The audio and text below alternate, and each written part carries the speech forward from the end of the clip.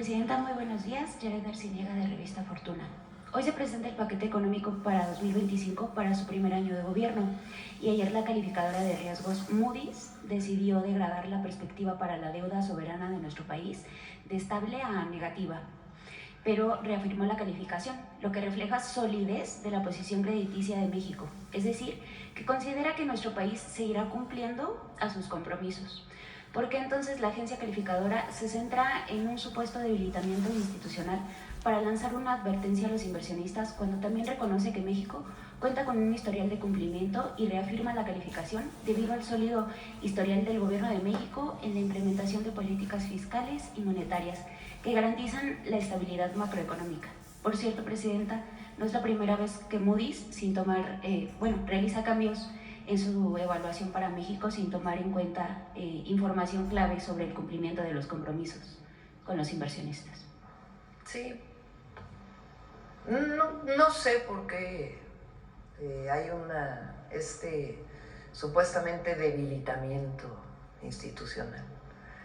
Tendrían que dar más argumentos o pruebas para ello. Muchas veces estas calificadoras pues están orientadas a evaluar a partir de un modelo económico. Ese es, digamos, como fueron construidas, más allá de criticar o no a una calificadora. Ese es el modelo con el cual califica. Y todos sabemos que a partir de 2018 el modelo económico en nuestro país cambió. Es un modelo basado en la austeridad republicana, en la economía moral, en reorientar presupuesto para programas sociales, para derechos e inversión pública. Entonces muchas veces estas evaluaciones tienen este sesgo original. Entonces habría que preguntar por qué piensan que hay un debilitamiento institucional. De todas maneras, como bien dices, la calificación no cambia. A todos los inversionistas estamos haciendo un trabajo muy importante con el secretario de Economía, el secretario de Hacienda, todo el gabinete económico. Hay muchísimas inversiones para México en el 2025, hay un portafolio de inversiones, se está trabajando con empresarios, empresarias mexicanas, de Estados Unidos particularmente, para seguir aumentando estas inversiones en nuestro país. Y como saben, las inversiones para nosotros tienen que generar no solo el número de inversión extranjera directa, sino bienestar para las y los mexicanos. Entonces, ese es por un lado. Por otro lado, se presenta hoy el paquete económico, está por presentarlo el secretario Rogelio Ramírez de la O. Es un paquete muy sólido, vienen cambios importantes en la manera de distribución del presupuesto, se reduce el déficit, y eso implica también un esfuerzo mayor de todo el gobierno de austeridad republicana. Eso no implica afectar la operación del país, ni mucho menos, ni del gobierno, pero sí algunos ajustes. Obviamente se garantizan los programas de bienestar, inversiones públicas, y se hace una reorientación. Y al fortalecer Pemex también, y Comisión Federal de Electricidad tiene buenas finanzas, al fortalecer Pemex pues también vamos a fortalecer toda la economía del país. La economía de México está sólida, está fuerte, y vamos a salir adelante el próximo año. Y también en su comparecencia con legisladores, el secretario de Hacienda, Rogelio Ramírez de la O, aseguró que la presidencia de la República que usted encabeza está consciente de cuál es la realidad de los recursos con los que cuenta el presupuesto y que las necesidades son muchas. Textualmente, el secretario Rogelio Ramírez de la O dijo, cuando se le preguntó sobre la necesidad de una reforma fiscal: tengo que darle a ella, a la presidenta Sheinbaum, la prioridad de que lo anuncie en el momento que lo considere oportuno. Pero lo que les puedo asegurar es que hay conciencia. ¿Qué nos podría comentar, Presidenta, sobre una posible reforma fiscal? Este año hay algunos ajustes en la miscelánea menores, Y el próximo año nos vamos a dedicar todavía más, lo dije en la campaña, a fortalecer la recaudación de aduanas, a disminuir los trámites en el SAT para aumentar la recaudación, en el fortalecimiento de la recaudación, en evitar la evasión, que todavía con todo y lo que hizo el presidente López Obrador hay todavía evasión fiscal.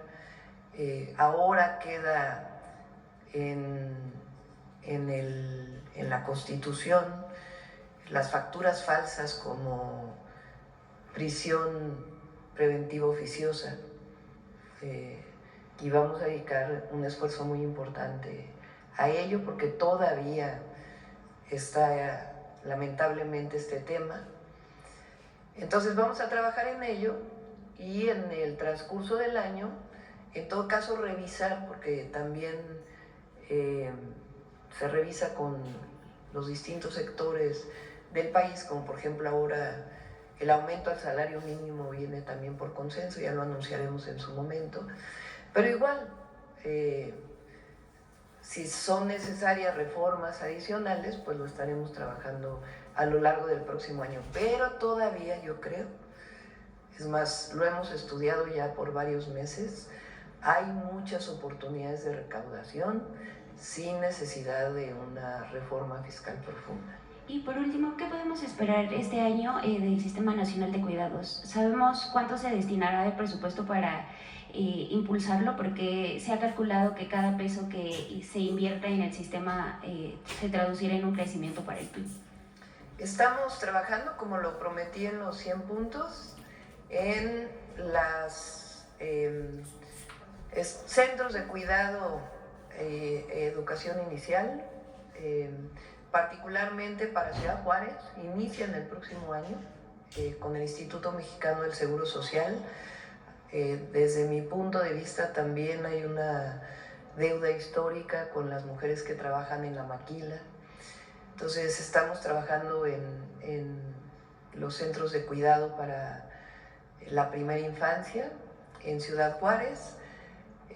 Una vez que inicie ese programa nos vamos a otras zonas del país. Y por otro lado, estamos trabajando en la articulación del Sistema Nacional de Cuidados. ¿Qué quiere decir el Sistema Nacional de Cuidados? Y si no me corrige aquí Malú y mis compañeras que llevan mucho tiempo en estos temas, normalmente las mujeres nos dedicamos a los cuidados. En esta idea de que en la pareja, quien se dedica a cuidar a los niños, a las niñas, a una persona enferma, a una persona mayor, debe ser la mujer. Nosotros no creemos que el debe sea correcto.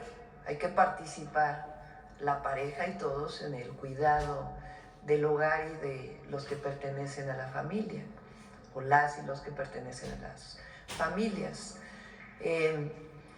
Pero muchas veces, o históricamente, el cuidado ha recaído en las mujeres. Entonces el Estado debe proporcionar las condiciones para que las mujeres puedan dedicarse a otras tareas si así lo desean, y que puedan dejar a sus hijos en un lugar donde estén bien cuidados, o a un enfermo o una enferma en un lugar, y que no recaiga el cuidado en la mujer. Hay muchas cosas que ya se hacen en el país relacionadas con los cuidados. La propia pensión universal adulto mayor tiene que ver con eso. Y hay otras acciones. Entonces, primero hay que construir el sistema nacional de todas las acciones que ya se hacen que puedan ser parte de este gran sistema nacional de cuidados. Y además, pues dedicar recursos justamente para centros de cuidado infantil. No digo estancias infantiles porque ese nombre se pervirtió, porque en realidad fue un negocio en la época neoliberal, particularmente en la época de Calderón. Entonces no le llamamos estancias infantiles, sino realmente, hoy está en la Constitución, en el tercero constitucional, centros de educación inicial, porque la educación empieza desde la primera infancia y además de cuidado. Entonces vamos a ir fortaleciendo, empezamos con el apoyo a las mujeres de la maquila y también a las jornaleras agrícolas, que son donde más se requiere, son parte de las poblaciones de mayor vulnerabilidad. Entonces iniciamos ahí y después vamos a ir construyendo todo el sistema nacional. ¿Bien? Adelante.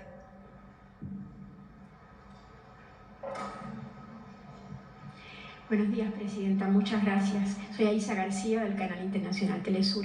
Tengo algunas preguntas internacionales, empezando por la opinión que a usted le merece el atentado ocurrido la noche del 13 de diciembre en la Plaza de los Tres Poderes de Brasilia, el corazón político de Brasil, donde usted va muy pronto a la cumbre del G20. No, es en Río la cumbre. Bueno, cierto, pero va a Brasil. Es complejo opinar sobre una situación internacional y las condiciones particulares, ¿no? Yo me reservaría más bien mi opinión. Sobre la cumbre del G20, Presidenta, usted ha dicho que va a buscar consensos para la humanidad en favor de la paz. A mí me gustaría conocer qué va a buscar para México. Y ha despertado mucho interés su visita. Usted va a tener muchas reuniones y que quisiera conocer con qué presidente se va a reunir. Van a haber muchos presidentes por allá. ¿Qué va a buscar usted para México? Más que para México, nuestra participación tiene que ver con la construcción de la paz en el mundo, con el medio ambiente y con la disminución de la pobreza. Se destina muchos recursos en el mundo para las armas. De hecho, 2023 se destinaron, dependiendo cómo se diga el número, porque nosotros hablamos de billones, nuestros billones son trillones en Estados Unidos, pero son 2.7 billones de dólares los que se destinaron en el mundo para las armas en 2023. En los últimos años creció casi 3 veces más el presupuesto armamentismo, que como creció la economía mundial, más del 6%.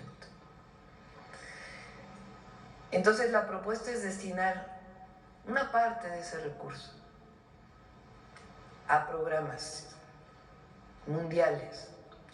Y lo que estamos planteando es que el programa Sembrando Vida, que en México le destinamos, el próximo año le vamos a destinar cerca de 39,000 millones de pesos para 500,000 familias, casi 500,000 familias. Ese programa captura carbono, restaura tejido social, vincula nuevamente a las familias a la tierra, disminuye migración. Además, recuerden que México también invierte en Guatemala, en El Salvador, en Honduras, en este programa y en Jóvenes Construyendo el Futuro. Entonces ya verán la propuesta, pero es destinar un porcentaje a un programa que sería el programa histórico de reforestación en el mundo entero. Mitiga el cambio climático, disminuye la pobreza, disminuye la migración atendiendo las causas y construye paz y siembra vida en vez de sembrar muerte, que es lo que se siembra cuando se destina dinero a las armas. ¿Ya se sabe con quién se va a reunir en las reuniones bilaterales? Fíjense que todavía estoy con Juan Ramón. El tema es el tiempo, porque vamos a participar en la primera ponencia o la primera reunión, que es sobre pobreza. La segunda es sobre organismos internacionales, el fortalecimiento de Naciones Unidas y su papel en la construcción para la paz. Entonces queda muy poco tiempo y ahí todavía está ahí Juan Ramón ajustando los horarios. Otro tema, Presidenta. Usted envió una delegación a la reunión ministerial de los líderes de la APEC en Perú y la encabeza esa delegación el subsecretario Luis Rosendo Gutiérrez. ¿Implica esta participación en esta reunión de Perú una búsqueda de la normalización de las relaciones con Perú o se debe solamente a la importancia que le da México a esta reunión ministerial de líderes de la APEC? Representa nada más la participación en la APEC. Nada más. En la COP29, ¿cómo van las Ahí cosas? va a estar Alicia Bárcenas, nuestra representante, y pues vamos a presentar el programa de transición energética, el programa Sembrando Vida, otros programas como por ejemplo este Centro de Economía Circular que vamos a hacer en Tula, Hidalgo, y varios proyectos que tenemos planteados para el sexenio. Muchas gracias, presidente. Gracias. Buenos días, Presidenta. Norma Ramírez, de Milet, México. ¿Qué opinión le merece el revuelo que ha causado el uso del helicóptero que utiliza el presidente de la JUCOPO de la Cámara de Diputados? ¿Usted lo ve correcto? Pues es una decisión de él. Yo siempre he pensado que nosotros debemos ser un ejemplo a la sociedad y que no debe haber gobierno rico con pueblo pobre. Entonces no es una... Creo, esa es la manera en que nos comportamos y creo que todos debemos de dar un ejemplo. A veces también, y se aclaró ayer, porque es importante, porque no es el uso de recursos públicos, sino el helicóptero particular que, bueno, realmente no sé de quién es, que se utilizó en particular por tenerse que mover rápido de un lugar a otro. Entonces, pero en general todos los que pertenecemos a la Cuarta Transformación, pues tenemos que dar ejemplo. Pero en particular el uso del helicóptero de Ricardo, ese día, pues lo tendría que explicar. Creo que ayer se movía en motocicleta, lo vi ahí en sus redes sociales. Gracias. En otro tema, Presidenta, en la reunión que sostuvo ayer con los legisladores, ¿qué habló con ellos? Hablamos fue un aplauso, un reconocimiento. La Constitución de la República, la Constitución política de los Estados Unidos mexicanos, está viviendo muchas reformas para bien del país. Recupera su sentido social, su sentido humanista. Muchas reformas que tuvieron que ver con el periodo neoliberal se están reorientando a la nueva realidad del país y el reconocimiento de nuestro pueblo por encima de todo. El pueblo que fue olvidado durante tantos años hoy recupera su participación en la constitución política, en la democracia, en las libertades, en el reconocimiento de derechos, como los derechos de las mujeres. Entonces, realmente están siendo un constituyente. Son el constituyente, les dije ayer, del 2024, porque está reformándose la Constitución para bien del país y recuperando su sentido social y democrático, porque por más que digan nuestros adversarios, la oposición, algunos que lo que quieren es recuperar sus fueros, intereses y privilegios, la Constitución es una Constitución republicana y democrática que fortalece la democracia en el país. La elección de jueces o de las personas juzgadoras pues es el fortalecimiento de la democracia en México. Entonces realmente el papel que están jugando las y los legisladores de nuestro movimiento en este momento histórico es trascendente. Entonces fue un aplauso al trabajo que han venido haciendo y a seguir trabajando conjuntamente por el bien de nuestro pueblo y de la nación. Gracias.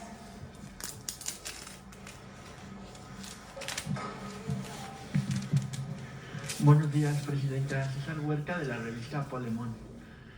Presidenta, el INEGI dio a conocer que la confianza de los consumidores en México, registrada en octubre, fue la más alta desde que se tiene el registro. Este es un caso muy relevante, pues estas cifras se dieron en un cambio de la administración federal. Y en los tiempos del PRIAN esto generaba incertidumbre entre los mexicanos, pues siempre se esperaban devaluaciones o crisis económicas, y pues esta buena perspectiva los de la derecha tratan de minimizarla y siguen afirmando que todo va a estar mal, y más ahora con el anuncio de lo que hablamos de Moody's. Entonces ese es el discurso de la derecha, pese a lo que está demostrando el INEGI. ¿Qué piensa de que los mexicanos tengan también una alta confianza en usted como presidenta y confianza en el país, en que las cosas irán mejor en materia económica, en calidad de vida y en bienestar? México cambió en el 2018 y el pueblo de México, la gran mayoría, están de acuerdo con este cambio, con esta transformación que llamamos la cuarta transformación. Y cambió el modelo económico. Entonces, esta idea de que todo era el mercado y nada el Estado quedó atrás, aunque todavía algunos lo defiendan. Esta idea de que la educación no era para todos y para todas, sino solamente para aquellos de excelencia, pues quedó en el pasado. Esta idea de que el pobre es pobre porque no trabaja y no por un sistema que empobreció a muchísimas familias mexicanas, quedó en el pasado. Entonces hoy se construye, a partir de la llegada del presidente López Obrador, un nuevo modelo económico que parte de que la economía hay que impulsarla de abajo hacia arriba. Yo pongo este símil de que es como un árbol, porque la teoría esta de que si riegas arriba va a gotear abajo se demostró que es falsa. Entonces, para que un árbol crezca, pues hay que regar abajo. Es lo mismo. Para que la economía mexicana florezca, pues hay que regar desde abajo. Y desde abajo quiere decir prosperidad compartida y quiere decir la máxima de por el bien de todos y de todas, primero las y los pobres. Entonces eso es lo que cambió. Y el pueblo de México está de acuerdo, pero no solo eso. Al haber recurso económico, al potenciarse la economía interna, les fue mejor incluso a muchos arriba. Porque cuando hay recursos, pues se compra más. Y eso, por supuesto, potencia la economía. Al aumentar el salario mínimo al doble, pues hay más recursos. Y eso genera economía interna. Y esa economía interna, pues potencia la economía del país. Entonces cambió el modelo económico. Le llamamos humanismo mexicano, economía moral. Y este índice de confianza, pues lo que muestra es eso, que la gente se siente mejor ahora que lo que estaba antes, y la perspectiva también es de mejoría. Y así va a ser, por más cuestiones nacionales, internacionales que podamos enfrentar, vamos a salir adelante porque hay fortaleza económica del país. Presidenta, y en Polemón hicimos una investigación hace unos días en la que revelamos que el magistrado Froilán Muñoz Alvarado no solo cobró una beca en el CONACYT a pesar de tener un sueldo de más de 200,000 pesos, sino también tiene a toda su familia en la nómina del Poder Judicial. Su hijo Andrés Muñoz fue nombrado juez de distrito este año tras presuntamente ser favorecido para aprobar el examen. Otro de sus hijos, de nombre Froilán Muñoz, es oficial judicial, pero ya tiene la patente de secretario y está en la lista para obtener un nombramiento de base. Su hija, Valeria Muñoz, es secretaria de un juzgado y su esposa es secretaria de un tribunal. Este magistrado, por cierto, a través de la Asociación Nacional de Magistrados de Circuito y Jueces de Distrito del Poder Judicial de la Federación, la famosa ahora JUPET, es uno de los opositores más férreos a la reforma al Poder Judicial y quien ha presentado más controversias constitucionales ante la Suprema Corte para tratar de echarla abajo. ¿Cuándo usted piensa, Presidenta, que estos casos, que son sin duda muy indignantes, van a desaparecer en el Poder Judicial? Es decir, ¿cuándo piensa usted que se verán los resultados en la aplicación de la reforma judicial? Gracias. Está muy interesante la información que haces pública. Mendigos, corruptos. Ya ven que el documento que presenté hace unos días, ¿no? El poder familiar de la federación. Y es la pura verdad eso.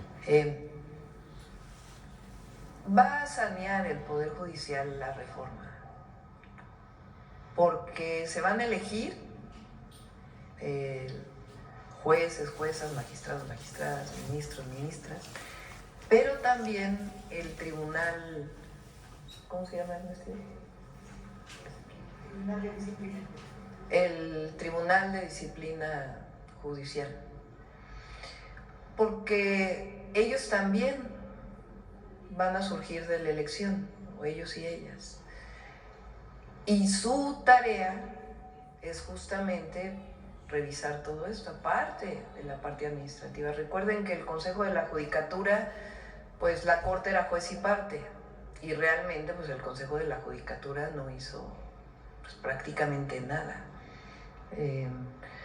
Entonces, obviamente no queremos abusos de este nuevo organismo, y por eso tiene que tener reglas de actuación, pero tiene que poner orden en el Poder Judicial, y que si se comete algún acto de corrupción, pues puedan ser sancionados los jueces, porque mucha impunidad también. El que sean jueces no quiere decir que están fuera de la ley y que ahora la ley les pertenece, que es parte de este ambiente que existe en el Poder Judicial.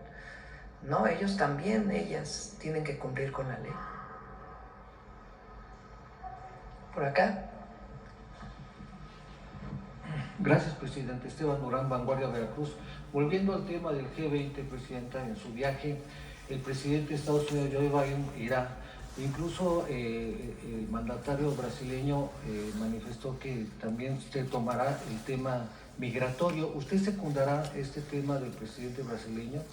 Y va a reunirse con el presidente Joe Biden. ¿Ya pidió alguna audiencia con el mandatario estadounidense? Estamos viendo los tiempos y ya les informamos, México ha tenido diseñó una política para disminuir la migración, particularmente en la frontera norte, que consta de muchos ejes y que estamos fortaleciendo. El más importante es la atención a las causas. Entonces, hay política migratoria y una política migratoria humanista. Entonces, justamente todos estos números, lo que se está haciendo en seguridad y otros temas los estamos construyendo en esta estrategia integral para el país, que es el Plan Nacional de Desarrollo, que está incluido ahí. Y que ahora que entró el presidente Trump, pues habrá momento también para platicar y coordinarnos, como lo hemos planteado siempre, no subordinarnos, sino coordinarnos. Que por cierto, el día de ayer vi que salieron notas de que el Departamento de Estado estuvo de acuerdo con la declaración del embajador de Estados Unidos, pero a ver si tienen ahí la declaración del vocero del Departamento de Estado. Lo que dice el vocero es que tiene que haber coordinación, y en eso estamos totalmente de acuerdo. Ni siquiera hace una valoración de la política de seguridad como lo hizo el embajador.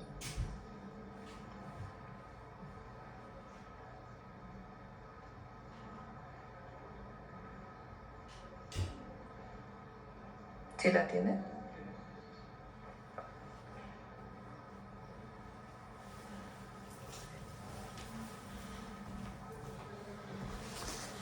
Sin profundizar nuestra cooperación No se escucha bien. Es que está traducido encima de la voz.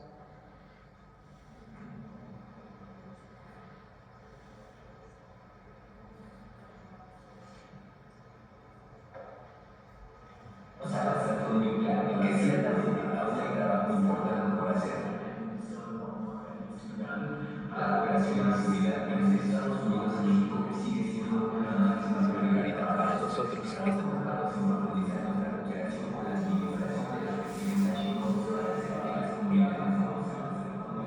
Háganle más quedito para que...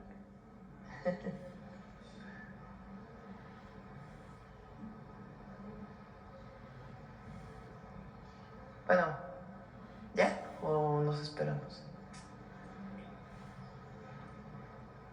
Estaba bien como estabas, se escuchaba. Nada. El embajador Salazar fue muy claro en que ciertamente aún hay trabajo importante por hacer.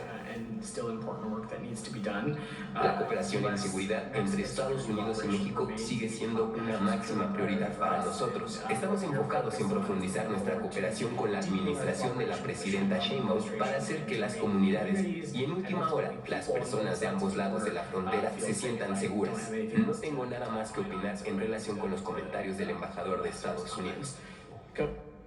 Eso fue lo que dijo el vocero del Departamento de Estado.